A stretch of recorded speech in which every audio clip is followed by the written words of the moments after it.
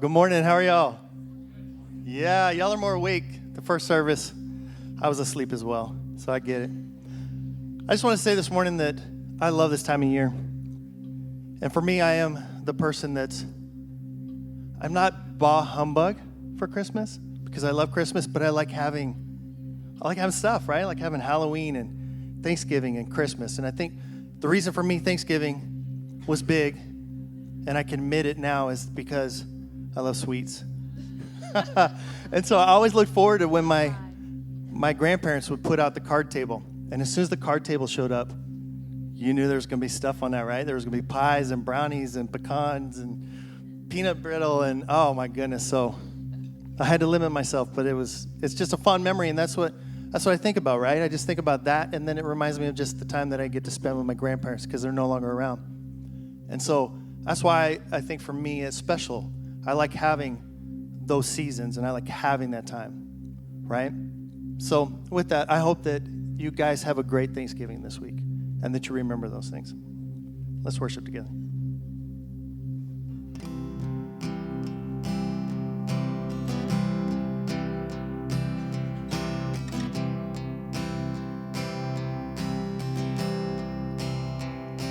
And you unravel me with a melody, and you surround me with a song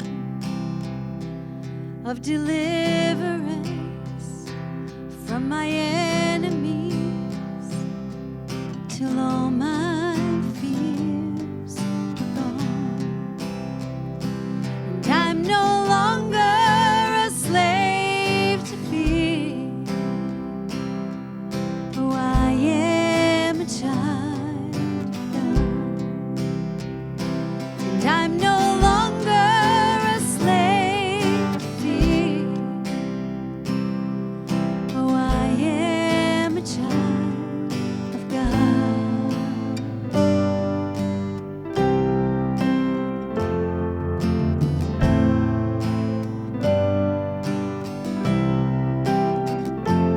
From my mother's womb, you have chosen me, and love has called my name, and I've been born again into your family, and your blood flows through my veins, and I'm no longer a slave to fear. Oh, I am a child of God. Oh, I'm no longer a slave to fear. Oh, I am a child of God.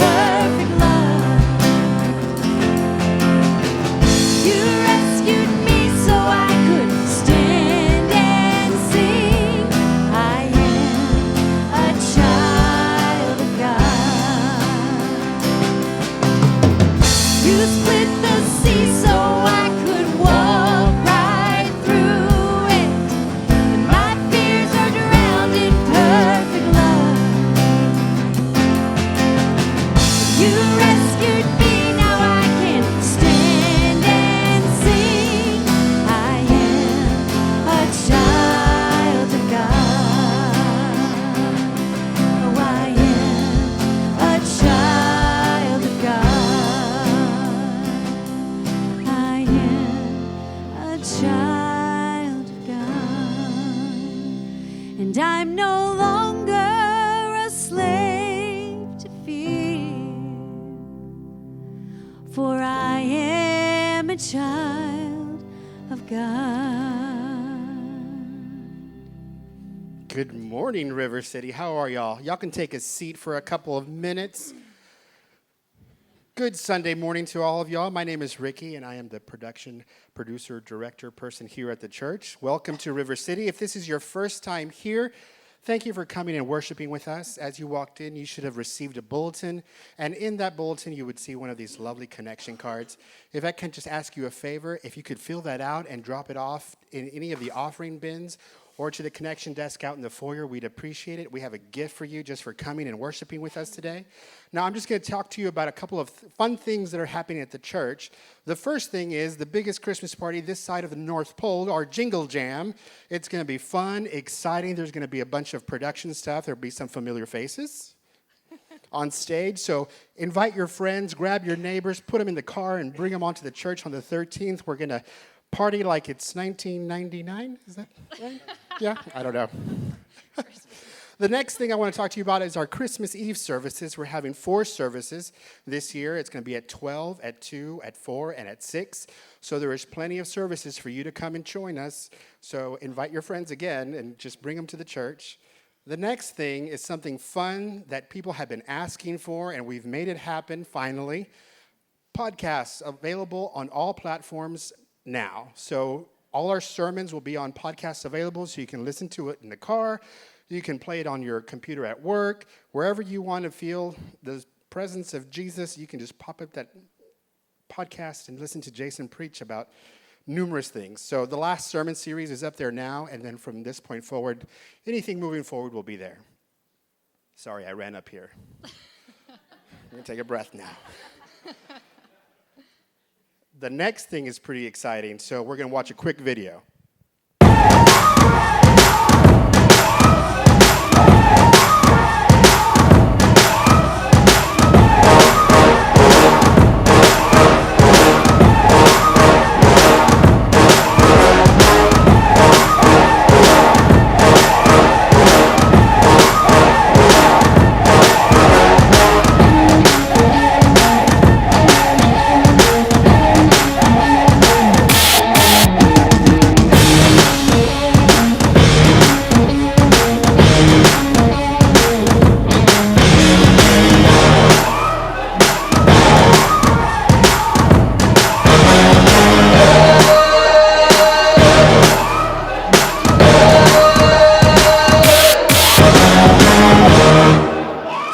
Our new church app that's integrated with our database here at the church. So if you go to your app store and download that, you'll look for the Church Center app, and then you'll type in River City Church.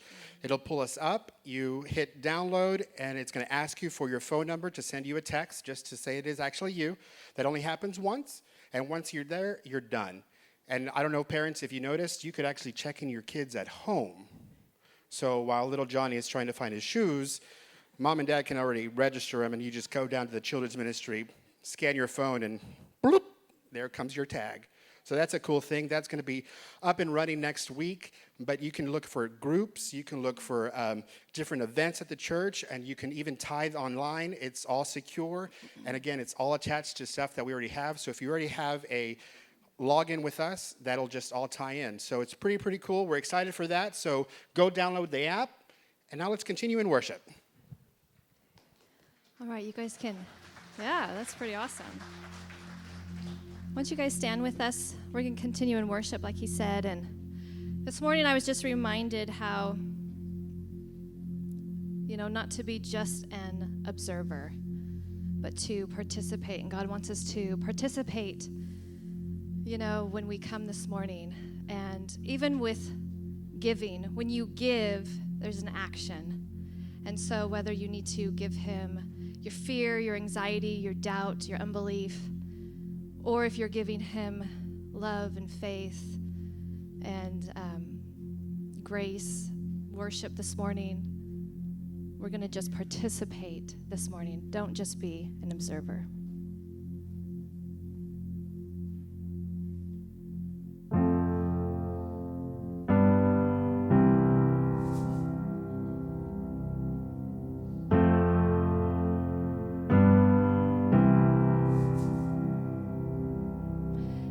is no one on earth or heaven like you, and no one moves me the way that you do. There is no one on earth or heaven like you, and no one moves me the way that you do. Awake my soul, awake my soul, to praise the Lord, to praise the Lord. Awake my soul, awake my soul, to praise the Lord, to praise the Lord.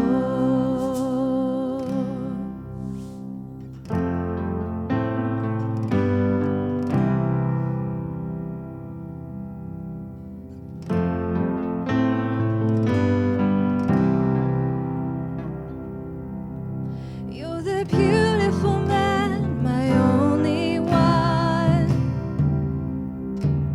You're the hope of the nations, my rising sun. You're the beautiful man, my only one. You're the hope of the nations, my rising sun. Awake my soul, awake my soul, to praise the Lord, to praise the Lord.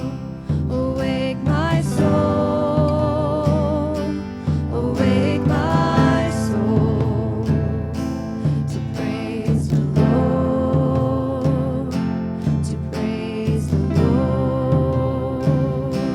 Awake my soul, awake my soul, to praise the Lord, to praise the Lord. Awake my soul, awake my soul, to praise the Lord, to praise the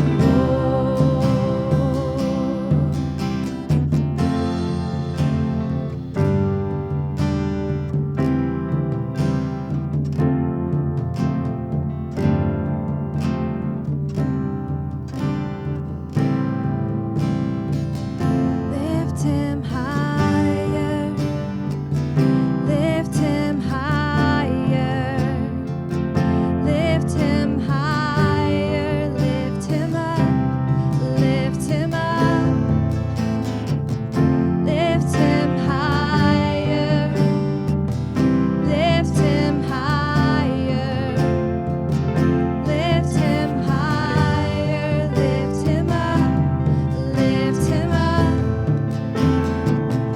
Lift him higher, lift him higher, lift him higher, lift him up, lift him up,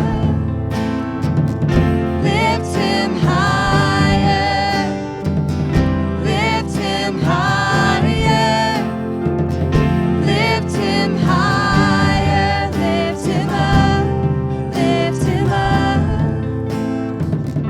Lift him higher, lift him higher, lift him higher, lift him up, lift him up. Oh Lord, we lift you up.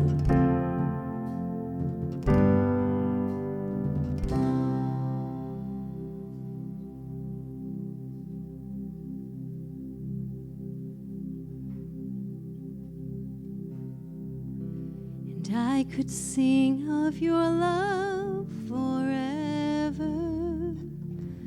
I could sing of your love forever. I could sing of your love forever. could sing of your love forever. I could sing of your love forever. Oh, I could sing of your love forever. And I could sing of your love forever. I could sing of your love forever. Over the mountains and the sea, your river runs with love for me. And I will open up my heart and let the healer set me free. I'm happy to be in the truth, and I will daily lift my hands, for I will always sing of when your love came down. And I could sing of your love forever. Oh, I could sing of your love forever. And I could sing of your love forever. Oh, I could sing of your love forever. Over the mountains and the sea, your river runs with love for me. And I will open up my heart and let the healer set me free. I'm happy to be in the truth, and I will daily lift my hands, for I will always sing of when your love came down. And I could sing of your love forever. I could sing of your love forever. I could sing of your love forever. I could sing of your love forever. And I could sing of your love forever. Oh, I could sing of your love forever. I could sing of your love forever. I could sing of your love forever.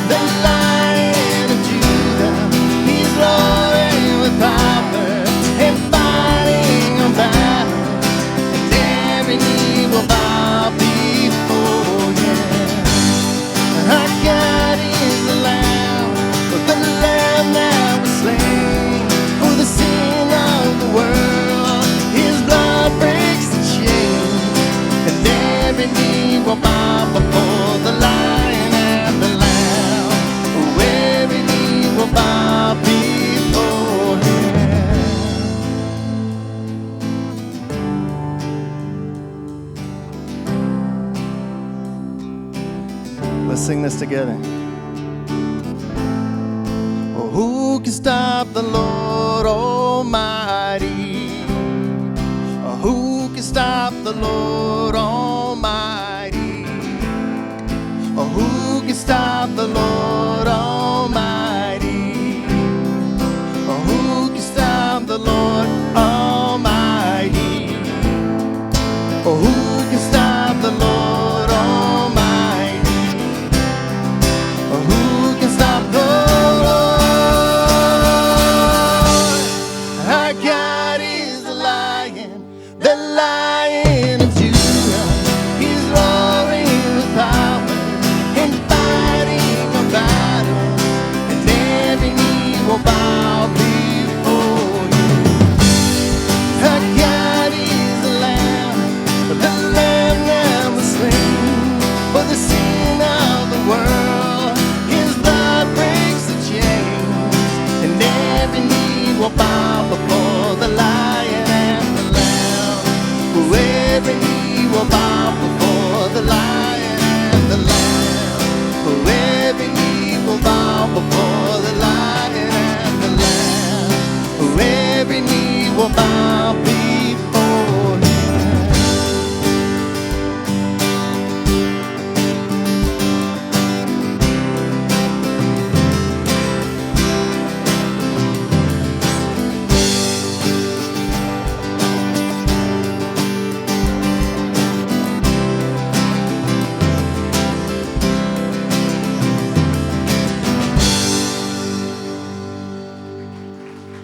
Amen. Father, be with us today and be with us this week. For some, it is a reminder of those that maybe we've lost. And for some, it's just a reminder of things that maybe we don't have. But help us remember that it is a time of thanksgiving. It's a time to thank you for being a part of our lives. And all we have to do is just ask. It's your name we pray. Amen.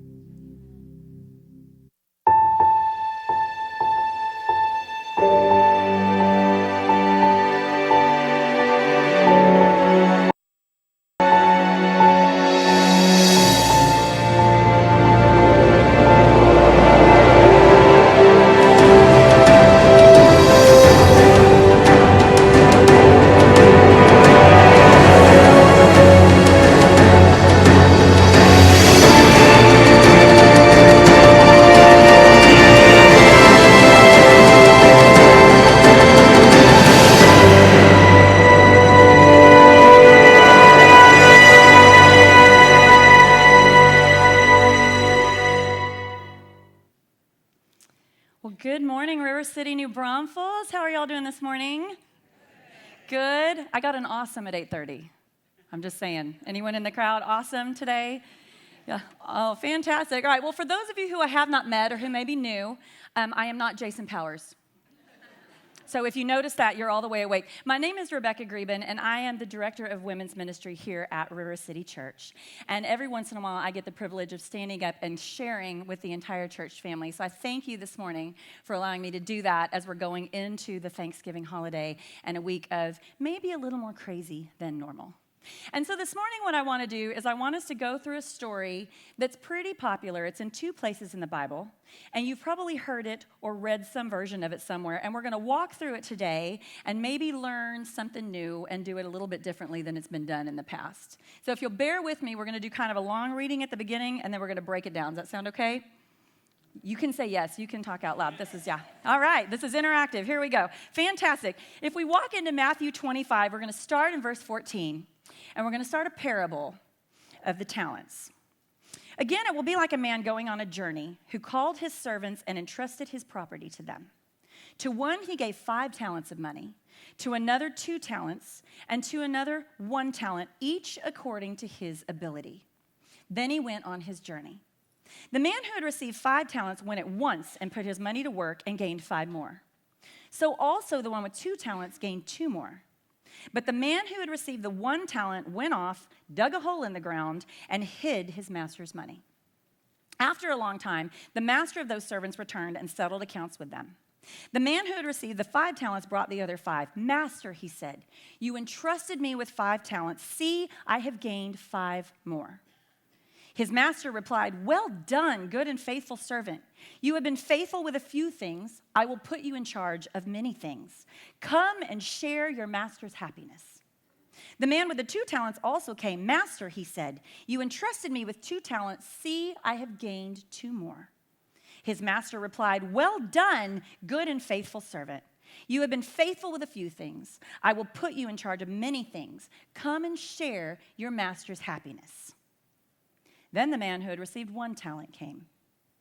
"Master," he said, "I knew that you are a hard man, harvesting where you have not sown and gathering where you have not scattered seed. So I was afraid and went out and hid your talent in the ground. See, here is what belongs to you." The master's response to getting a dirt-encrusted talent is a little different than it was to the first 2. "You wicked, lazy servant. So you knew that I harvest where I have not sown and gather where I have not scattered seed? Well, then you should have put my money on deposit with the bankers so that when I returned, I would have received it back with interest. Take the talent back from him and give it to the one who has the 10 talents. For everyone who has will be given more, and he will have an abundance. And throw that worthless servant outside into the darkness where there will be weeping and gnashing of teeth." That's a light way to start your Sunday, isn't it? Fantastic. So this is definitely one of Jesus' more clear parables, okay? So we're going to break it down into the obvious first. He's the master. The long trip is the time from his resurrection until his second coming. The expectation is for us to use the talents and opportunities God has given us to grow his kingdom. He's pleased when we do so. He's not so pleased when we don't. And the story is usually told through this interpretation, and it is usually told through the consequence of what happens when we ignore the gifts and talents God had given us and buries and don't work with them, right? Is that usually the version you've heard of it? It's usually the version I've heard of it. And while I know how important this is, I'd like us to look at it through a slightly different scope this morning and see what happens when we unskew the view. Because I think what went wrong here, what the last servant did, was to view his situation through a lens of fear instead of gratitude. And that made all the difference. That statement in verse 25, "I was afraid and went out and hid your talent in the ground," changed his destiny from what it could be to a not so happy ending. And I've got to say, in the spirit of transparency, and y'all know when I get up here, I usually tell you something pretty transparent about myself. The most recent season of my life has been one in which I have experienced fear in ways I never have before. It has been sustained. It has been intense.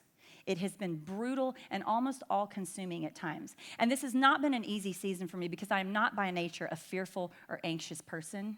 I am like an extrovert to the extreme, kind of all out there. And so it's been incredibly, we'll say, uncomfortable for me to rest in this space of fear and timidity.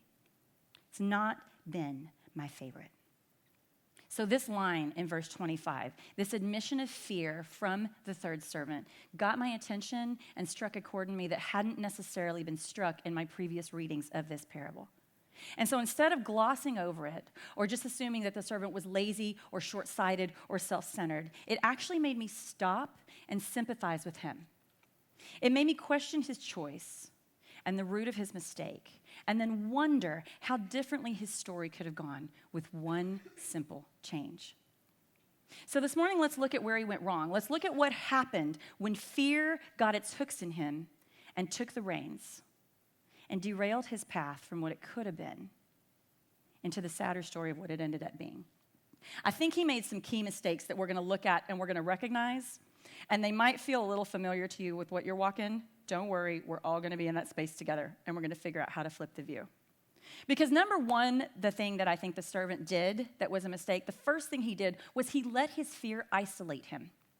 He let his fear isolate him completely. It says he ran off, clutching his talent in his hand right away and buried it in the ground. He didn't put it on a shelf. He didn't set it aside. He didn't hang on to it for a little bit to kind of see if he could get used to it. He just ran off, stuck it in the ground, covered it, and then went about his business without even dealing with it at all for the entire time the master was gone. He didn't seek any answers. He didn't ask questions or for clarifications. You know, at first glance, when you read this story, you can be like, so what, he just handed them talents and left and they were supposed to know what to do? And I don't know if he gave them instructions. Jesus doesn't tell us if he did or didn't. I am assuming that the servant was kind of one of his inner circle peeps who had been working for him for a while, because he only called 3 guys in and gave them money, and you don't tend to do that with like the rookie, right? So he'd been working for the master for a while. He had probably shown some abilities. He maybe wasn't as seasoned as the guy that got 5 talents, but it seems implied that he should have known what to do. And even if he got no instructions, I just can't believe he didn't ask any questions. And I'm not sure why he wouldn't have asked questions. Maybe it's because he was like, look, I got the least amount of talents. I'm probably not going to ask the most questions. I already feel inept and stupid. And he let the comparison game kind of get under his skin. He didn't realize the truth of 1 Peter 4:10, which tells us that each one should use whatever gift he has received to serve others, faithfully administering God's grace in its various forms. He didn't do any of that. He didn't ask any questions. And he didn't seek community. He didn't look around at the other 2 dudes and be like, well, they're not running off to bury their stuff in the dirt. Maybe I should ask them where they're going. Maybe I should ask them what they think. Maybe I should ask them if they're scared. He didn't reach out to the 2 guys that were walking a very similar path to him for clarification or for questions if he were confused. He just tried to go it alone. And contrary to his statement in verses 24 and 25, when he says, Master, I knew that you were a hard man, harvesting where you have not sown and gathering where you have not scattered seed, so I was afraid and went out and hid your talent in the ground. The ESV opens with, Master, I know you, you're a difficult man. I'm going to just stop right here and give you a little public service announcement for people handling 101. Don't open with an insult. Don't open with it, especially when you're dealing with someone in authority or for whom you were supposed to do something and you've screwed up. Maybe don't insult them. Probably wasn't his best bet to be like, dude, you are a hard man. You are not easy. Like word on the street is you cheated your way into your wealth. That was not wise at all of him. It shows an incredible inability to know people. And it's interesting to me because he's the only one of the 3 that thought so. The other 2 don't act that way. The other 2 weren't scared to try. They weren't scared to take a risk. And when the master came back, they came running to see him. And I have to think that they were more realistic in their knowledge of the master. Because when they brought him their results, his response was an enthusiastic, well done, good and faithful servant. Not a, yeah, that's what I said. Work with my stuff. That was my expectation. He praises them enthusiastically, and then he follows that up with, come and share in your master's happiness. He invites them to share with him. He invites them into the celebration, which implies inclusion in a celebration. It implies respect and a relationship with them. And then when the angry master takes his money back from the 3rd servant, he doesn't keep it for himself. He doesn't toss it back in his piles of gold. He gives it to the servant with 10 talents. To show that he meant to put his money where his mouth is. When I said I gave you a little, I'm going to give you more. Look, I've already started. This to me does not fit with the description of a selfish and hard man. Because in not knowing the master, the 3rd servant forgot that the master had plenty. He had plenty. The loss of 1 talent, had it gone badly, would not have broken him, or crushed his hopes and dreams, or devastated his domain. The 1 small piece given to that servant was not the end-all, be-all of the master's wealth and all of his plans for the future. He wasn't going to single-handedly destroy the guy's kingdom. It was a drop in the bucket. It was an opportunity, a chance, and he blew it. He completely blew it. Because in his self-centered thinking, in his small view, it never occurred to him that the master knew exactly what he was doing. He gave him that amount on purpose. He picked him on purpose because he knew him and he knew what he could do.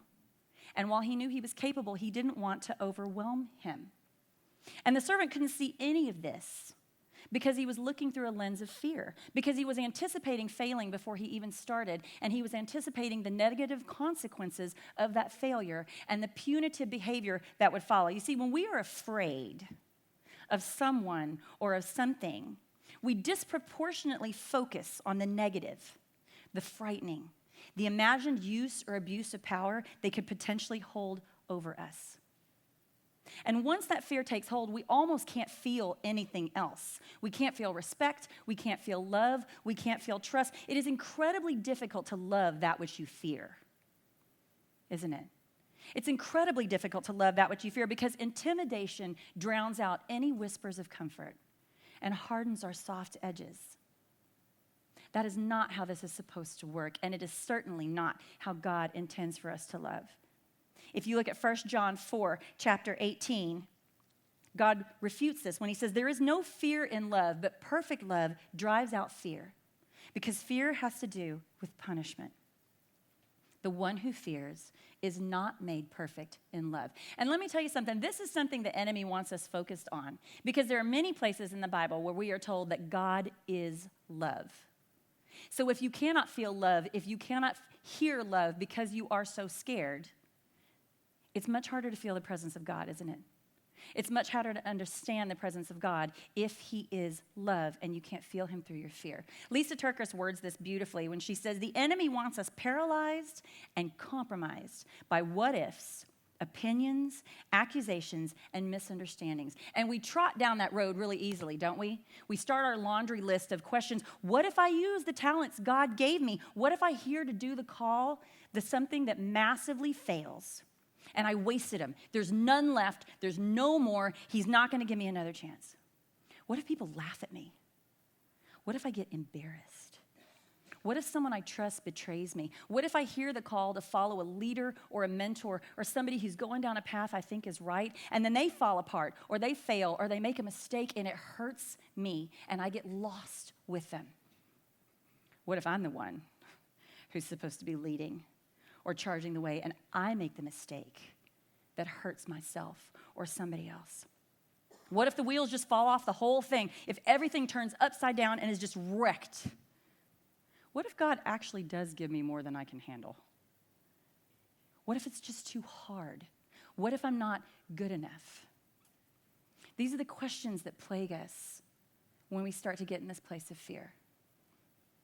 This past summer, we took our family vacation. We loaded our kids up on a plane the weekend after school got out, and we flew to Cancun. There's a segue into a story, isn't it? Right out of that. Y'all didn't see that coming. So we're going to turn left over here. We're going to go to Cancun. So we loaded up our family, and we met some friend of ours in Cancun. And we are all, and when I talk about being a rather fearless group of people, we are. And the friends we met down there are. And we're kind of adventure-based, like a little bit crazy people. We're not so much like lay on the beach with a cocktail for 5 days people. And so when we got down to Cancun, we discovered that just probably like 4 months before we got there, they had opened a brand new park in Cancun, and it was called Savage with an X, because, you know, it all starts with an X down there. Savage with an X, and it was listed as an extreme amusement park.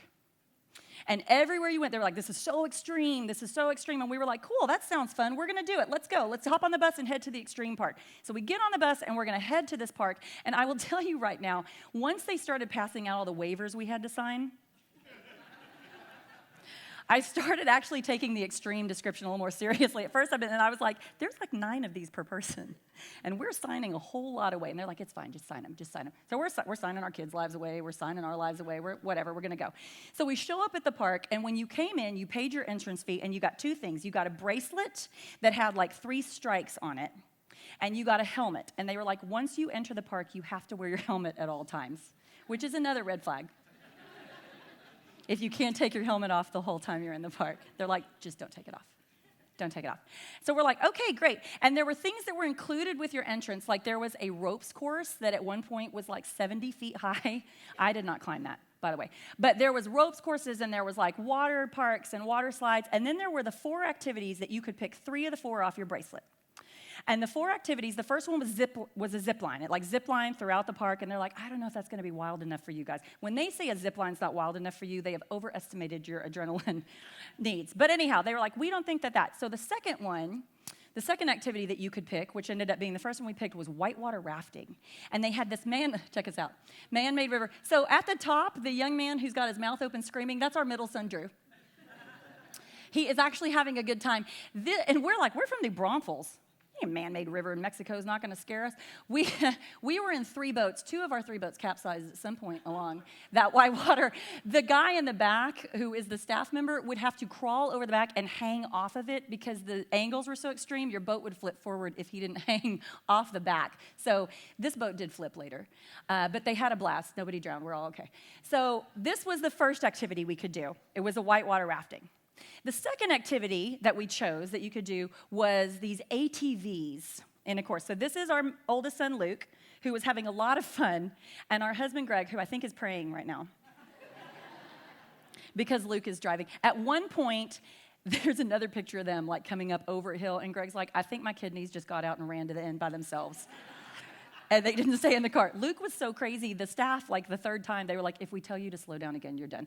Because this track, can you go to the next picture? It wasn't like a track. They like built, look at this. Yeah, that was fun. They built these like man-made ravines and canyons, and they'd put you in this ATV, and they strapped us in, and we're wearing helmets. And they put you in this thing to take off and go. So we're all paired up to go.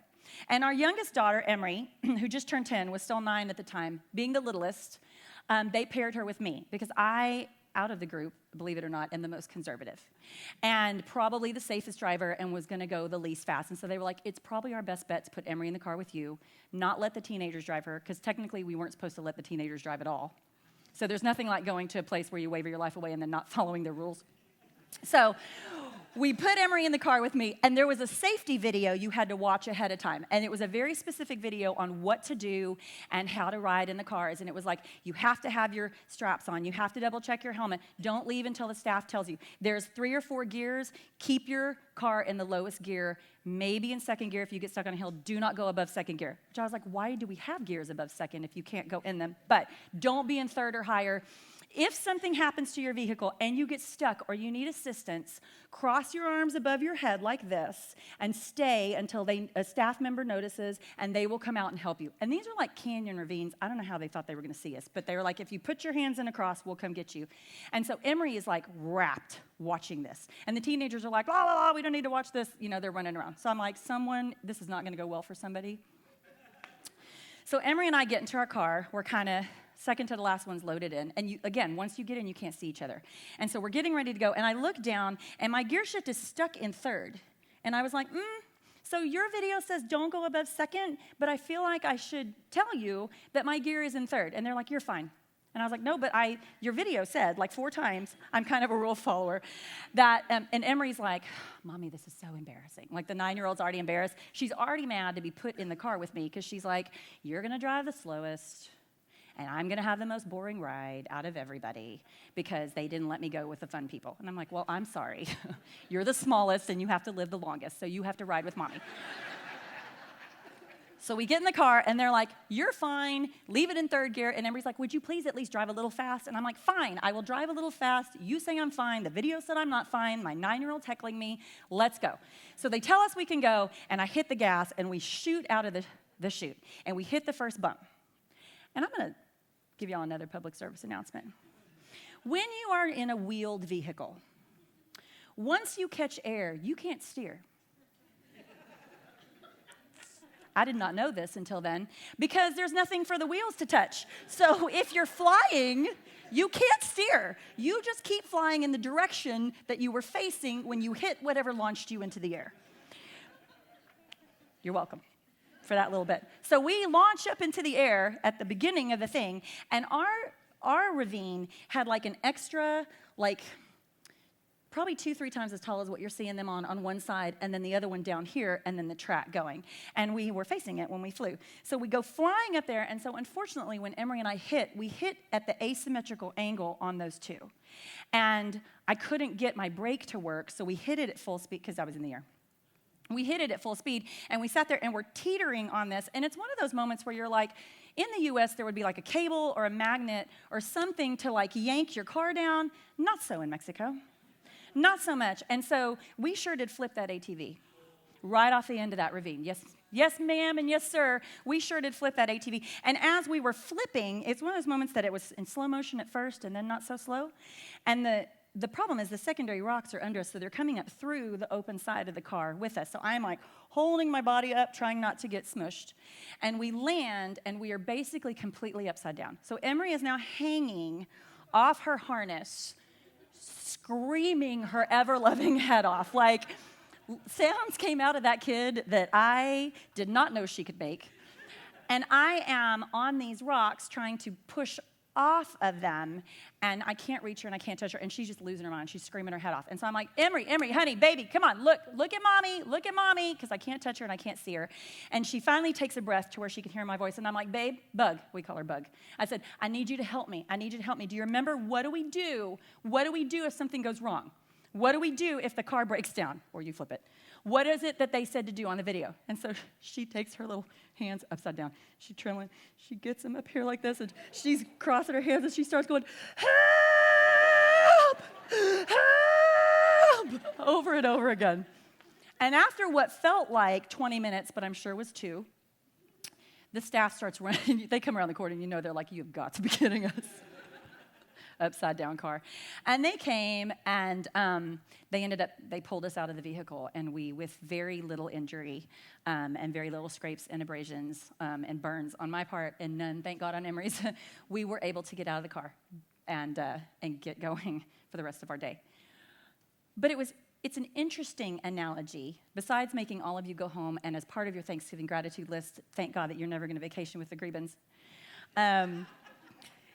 What it did for me here with this story is that I think we have to react the same way when fear hits us. When you don't do anything or don't do the right thing and it goes wrong. And when, as unfair as it seems, you are the one who listens to all the right stuff and gets in the car with the right person and follows the safest leader, and you still end up upside down and wrecked. How do we come back from that? How do we come back from that and not let fear take over as opposed to gratitude in a situation that we do not feel like saying thank you for? And so we're going to run from some lessons of this and how we're going to flip this over and skew our view. Lesson number 1, trust. Lesson number 1 is you've got to trust. If you look up antonyms for fear in a thesaurus, trust is the number 1 antonym, followed secondarily by love. You got to trust. Psalm 91, verses 1 through 2 says, he who dwells in the shadow of the Most High will rest in the shadow of the Almighty. I will say to the Lord, he is my refuge and my fortress, my God in whom I trust. And the NIV commentary goes on to say that should be a picture of our trust, trading all our fears for faith in him, no matter how intense our fears. Here's the thing about trust. Trust requires that you know who you're trusting. And it negates one of the things that the third servant did wrong. You have got to know the master if you're going to trust the master. If you're going to love the master, you have got to know the master. And to know the master, you have to spend time with him. You have to spend purposeful, focused, consistent time. That's how you'll know his voice. That's how, even if you're upside down and screaming, his voice will get through because you will recognize it.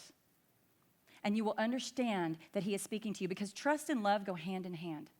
They've got to come together. I've got to know you to love you. And I have to believe you love me to feel loved by you, which is what is going to make me trust you. Because, see, once we establish that trust with the master, we can listen. We can listen and get the full instructions. We can pay attention and then take our time and absorb it. Ask the questions. Figure out if we're hearing the right thing. Emery's intensity to that video was unrivaled, and she did not care that the older kids were running around laughing, making fun of the video because it was cheesy. She was paying attention and getting the full instructions. And then after you listen, you got to accept what you heard. You got to accept the talents he's given you. It does not matter if you get less than someone else, or they're not as shiny, or they're not as flashy, or you think you got stuck in the boat with the boring leader. You have to accept the talents he's giving you, the call he's sending, and don't play the comparison game. Don't look around that somebody else is getting a flashier road than you. 1 Peter 5:6, humble yourselves, therefore, under God's mighty hand, that he may lift you up in due time. Because you see, if you accept the call, you take yourself out of the center. Let me tell you something. When you get a call from God, when we are walking in God's plan, it's more than just about you. It's about more than just you. You are not the focus, the center, the end-all, be-all of his plan. You are a part of God's plan. You are not the whole plan. Creation in all its splendor, eternity and salvation for the world do not rest with you. Let it go. Wipe that off. Take it off your shoulders. 1 Peter 4, verse 10, each one, remember, should use whatever gift he has received to serve others, faithfully administering God's grace in its various forms. He uses the word gift here on purpose. It's a gift. It's not payment. It's not your dues. It's a gift. It's a freebie given to you by the one who already owns it all. Say thank you. Say thank you, and then get moving. Because you got to act. You got to act. You got to get in the ATV and take off. You see, the third servant did not get in trouble because he didn't make money. He got in trouble because he didn't even try. He didn't try at all. And the way that we work on some of this is lesson number 2. Don't let fear isolate you. Do not let the fear isolate you and keep you enclosed in just hearing that message. In order to do this, you got to know when to call for help. There will come a time in your life where you sit, you listen, you accept, and you want to act, and you have no idea how. Ask. Ask God. Find people around you that you trust who are doing things well. And by doing it well, I mean they're all in, no holds barred, walk in their faith. Not that they are conventionally successful. Those two things do not always go hand in hand. Find those you trust and ask for help. Ask what they see you doing. And when the wheels fall off, because they will at some point, when life flips you over or your plan goes off track and you're hanging upside down by a thread, let out an SOS. Let out that SOS. Know how to call for help. We are given very specific instructions on how to call for help, how to pray. Head bowed, on your knees, hands lifted, how to reach out. Listen, when Emery put her hands above her head in the X, trust me, they knew something was wrong when our car was upside down. They did not need her tiny little arms in an X for that. Here's what that did. That made her an active part of the solution. That gave her something to do besides freak out and panic, and it made her an active part of the solution. You know what else it did? It showed her and anybody looking at her that she had faith that help was coming. I put the sign out there. You told me if I do this, you'll help me. Okay. Sometimes it's about that. Know how to call for help. He already knows you need help, but you've got to be in it with him. And then know who to call for help. 1 Peter 5:7 says, cast all your anxiety on him because he cares for you. And if you pop down a couple more verses into verse 10, he says, and the God of all grace, who called you to his eternal glory in Christ, after you have suffered a little while, will himself make you strong, firm, and steadfast. It may feel like forever, but he is there. He is coming. He hears your cry, and he will not leave you. This is where the trust comes in again. When they pulled us out of that car, they had to pull me out first because I was on the bottom, and they couldn't get to Emery over me.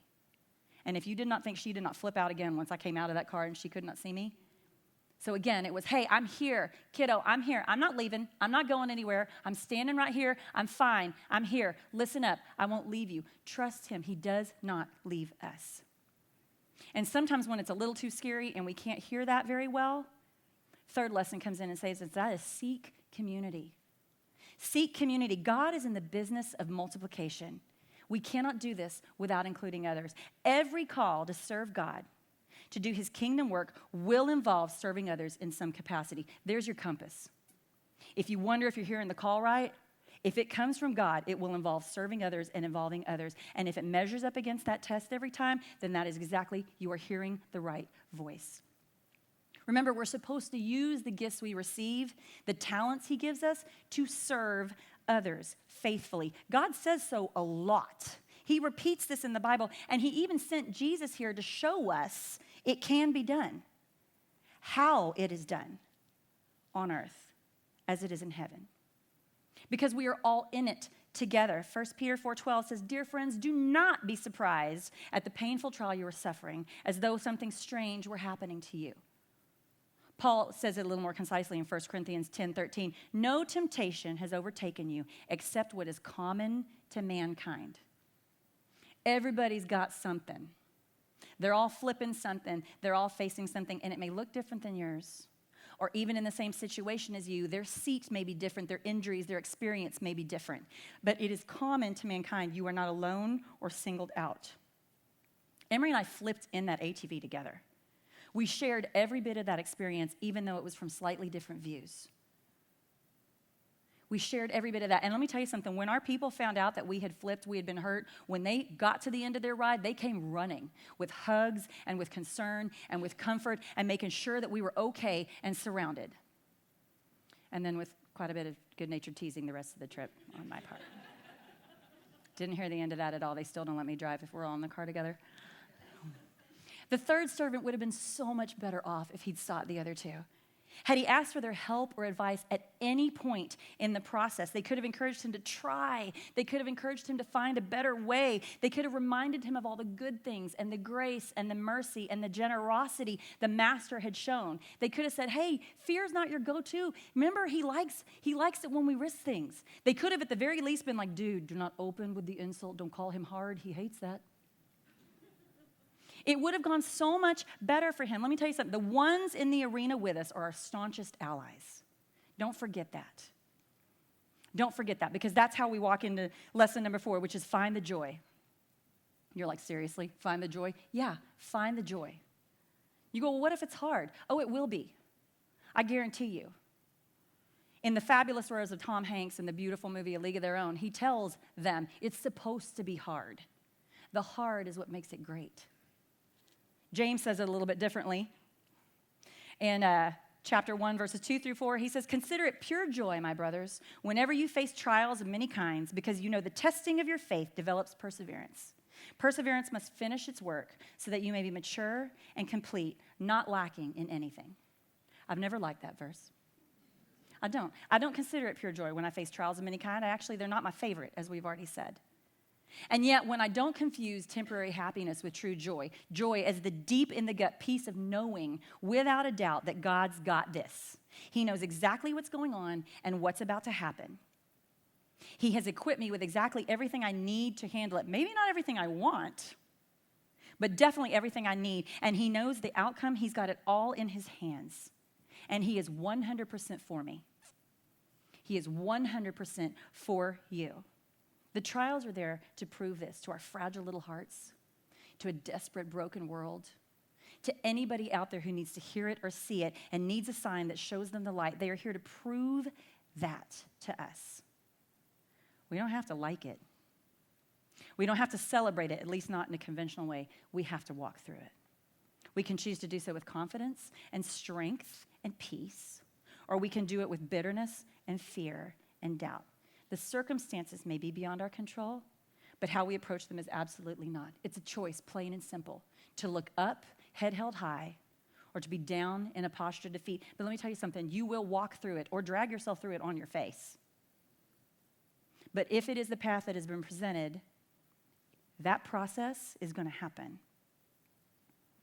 There's a point to the pain, and if we can remember that, we can fight through anything, carry any load, and conquer any fear. It won't be easy, but it will always be worth it. Because we are not meant to remain untouched or small and buried and afraid. If you take nothing else from today, listen to this. The wasting of your talents will eventually lead to the wasting away of your soul. Let's do that a little louder for the people in the back, okay? The wasting of your talents will eventually lead to the wasting away of your soul, because it leads you outside of God's plan for your life, in the dark, where there's weeping and gnashing of teeth. And the only way out of that, the only way back from that, is to get back up and go again. You got to get back up and go again. Philippians 2:12 through 13 says, continue to work out your salvation with fear and trembling, for it is God who works in you to will and to act according to his good purpose. And let's break down some of those phrases. Work out your salvation openly states that we have got an active part in living our saved life. And it's work, that's for sure. This life, this real and full life, is no downhill coast. With fear and trembling is in there. Clearly, the scary parts are both normal and universal. They are common to mankind, remember? They are the bumps along the way. They are the forks in the road. They're the big dreams we dare to whisper to ourselves as we stand there trembling in terror at the precipice right before we leap. They're the moments we pray for courage to do what's right, no matter the cost. It is not work for wimps. This life is not for the faint of heart. For it is God who works in you. This is a great reminder of the truth. The source of hope and power and strength, the one who's running the show and guiding our steps and giving us the very breath we need to live and be and work. He's working too, always. He's not sending us out on our own while he kicks back with a good book or binges a Netflix series. He's in it all the way, all the time, according to his good purpose. God is good all the time. He's good on purpose. He's good with purpose. And this concept is so profound. And when we get scared and wrapped up in that emotion, it's very difficult for us to see. It's got to bring us all the way back, full circle, to that trust and the perfect love trumping fear. Because the thing about fear is it takes us down roads that we don't need to go. And it becomes pervasive. And honestly, most of the time, the fear of the thing is worse than the thing itself. It's not going to go as badly or the same way it goes in your head. It may go a different way that feels as bad. But rarely do our imaginings actually play out. And when that's all we can hear, we forget to focus on the grace and the mercy we've been shown up until now. Let me tell you something. If you are in this room listening, or if you are online listening, if you are sitting here, you and I have something in common. We are not done yet. Whatever happened to this point did not kill us. We are breathing. We are still here. We have been given gifts. We have been given opportunities. We've been given another chance to get back up and go again. And we just have to fill our hearts so full with that truth and that love that the fear can't speak loudly enough. In his book, The Alchemist, Paulo Coelho writes about a young boy and an old man who are having some interchanges. And at one point, the little boy comes to the man and he says, "My heart is scared. What if I get hurt? My heart is afraid to be hurt." And the old man says, "Tell your heart that the fear of suffering is worse than the suffering itself, and that no heart has ever suffered when it goes in search of its dreams, because every second of the search is a second's encounter with God and with eternity." We had one more trip, event, activity to do after our ATV flip. We still had one mark left on our bracelet, and it was actually the most adrenaline-filled mark of the day. Believe it or not, we had saved it to last. You could get in a boat with a stunt driver, a speedboat, and they would... Y'all are so horrified right now. And they would drive you at speeds of upward 100 miles an hour through this course and like just flip you around. I mean, some of these boats, when they came around the corners, they were so up on their side, I don't know how they didn't flip over. And that was our last activity. And we gave Emery a choice because she'd had a kind of rough day. And we gave her a choice and we said, "What do you think, sis? If you don't want to, like, I'll stay up on the deck with you, but this is the last ride. Like, when we go, it's over." And she said, "All right, I'm going to get in the boat." So here's us. She's in the front with her daddy. Look at that face. We've all got our hands in the air, our big smiles. We have just come out of one of the crazy turns, and we're about to go into the last stretch where they topped out the boat at its highest speed, which I think was well over 100 miles an hour, and then ended by spinning you into a 720-degree turn. For those of you that would like to do the math with me, that's 2 360s, skipping above the water. It was the coolest thing. It was the funnest thing, and if you ask any of us, and if you ask Emery, it was the best part of the entire trip, definitely the best part of the day. And if she had been too scared to get in the boat, she would have missed it. She would have missed the best experience of that entire day, and her last memory of that park would have been one of fear and upset and something going wrong. When we are too afraid to get back up, when we do not understand that if we trust there is something better on the other side, we miss some of the best parts of the adventures in our life. That's not what we're meant to do. That is not how we're meant to live. Seasons of fear are supposed to be finite because perfect love casts out fear. And the one who is perfect love already holds us in his hands. And so our challenge this week, I think, as we go into Thanksgiving luncheons, I know most of y'all are going to do the whole thing where you go around the table and say what you're thankful for, and everybody's like, "Oh my gosh, hurry up, Uncle Bob, you don't have to do all 20 of them." Like, I get it. But if we could change our attitude just a little bit this time and focus that gratitude, because we're about to come into the season where the earth was given the best gift and the biggest show of love ever. The Word made flesh, love walking among us. If we can resonate in gratitude and focus on what he's done, what he continues to do, instead of how scared we are of what it might be he asks us for, it's going to change our lives. It's going to change our eternity. It's going to change our walk. Because we're still here, right? We might as well have fun. Will you pray with me?